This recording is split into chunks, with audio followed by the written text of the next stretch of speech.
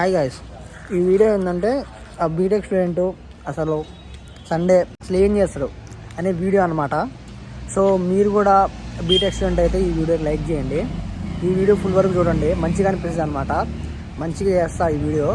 So ఎట్లా అంటే ఒక టాపర్ చేసినట్టు కాకుండా ఒక బ్యాక్ బెంచర్ అసలు బ్యాక్ బెంచర్స్ అసలు సండేలో ఏం చేస్తారు, వాళ్ళు ఎట్లుంటారు, ఏం చేస్తారు అనేది వీడియో అనమాట.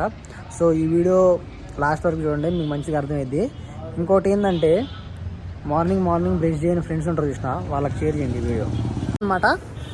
ఏంటంటే సండేలో ఒకవేళ డబ్బులు ఉన్నాయనుకో చాయ్కి వెళ్తారు బాయ్స్. ఆల్మోస్ట్ బాయ్స్ అంటే చాయ్కి వెళ్తారు. చాయ్ లవర్స్ చాలా మంది ఉంటారు కాబట్టి చాయ్కి వెళ్తారు. సో చాయ్కి డబ్బులు లేని వాళ్ళు నీళ్ళలాగా పడుకోండి, అంతే, ఏముండదు. ఒకవేళ చాయ్కి డబ్బులు లేకపోతే నాకు ఫోన్ చేయండి, నా దగ్గర డబ్బులు ఉంటే వేస్తాను. నా దగ్గరే లేవు, నేనే వేరే 10 రూపాయలు పడుకొని వచ్చా. సో అప్పుడు ఉంటే నేను వేస్తాను, లేకపోతే లేదు. ఓకేనా? మీరు కూడా చాయ్ లవర్స్ అయితే కామెంట్ చేయండి, నేను కూడా చాయ్ లవర్ అని. సో మీకు అక్కడికి వెళ్ళిన తర్వాత చూపెడతాను అనమాట అసలు ఎట్లుంటుంది ఏందని. మంచిగా ఉంటుంది అనమాట అక్కడ చాయ్ అయితే. నేను చాలాసార్లు తాగినా, మేడ్చల్లో కూడా చాలాసార్లు తాగినా, కానీ అది బెస్ట్ చాయ్ అనమాట, మంచిగా ఉంటుంది. సో మీరు కూడా ట్రై చేయండి వెళ్ళి. ఓకేనా? ఏంటంటే నైట్ నాకు చాలా ఆనందంగా ఉందన్నమాట. సో ఏంటంటే నా యూట్యూబ్ ఛానల్లో నేను స్టార్ట్ చేసిన 2 నెలలకి నాకు 400 మంది సబ్స్క్రైబర్లు అయ్యారు అనమాట. సో నాకు కొంచెం హ్యాపీగా ఉంది. సో ఇంకా నాకు ఇట్లా సపోర్ట్ చేయండి, నేను ఇంకా మంచి వీడియోలు తీస్తాను మీకోసం. సో ఇదే అనమాట చాయ్, మంచిగా ఉంటుంది. మన బస్ స్టాండ్ పక్కనే ఉంటుంది. అచ్చ తెలుగులో చెప్పాలంటే వెళ్ళి తాగండి, మంచిగా ఉంటుంది. సో మీ 10 రూపాయలు పెడితే ఇది వర్త్ అనమాట.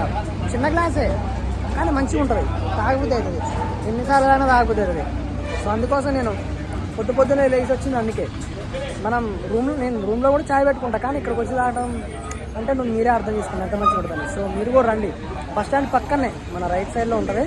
సో మీరు కూడా వెళ్ళి తాగండి మంచిగా. ఇప్పుడు నైటు ఏంటంటే మనం రూమ్లో అలా ఉండేది. సో వాటి కోసం సరుకు కోసం మనం ఇచ్చిన ఈ రూమ్లో ఉంటే ఇదే ఇబ్బంది.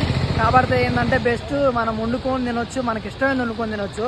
అదే హాస్టల్లో ఉంటే వాడికి నచ్చింది వండి పెడతారు, అది బాగున్నా బాగాలేకపోయినా మనం తినాలి.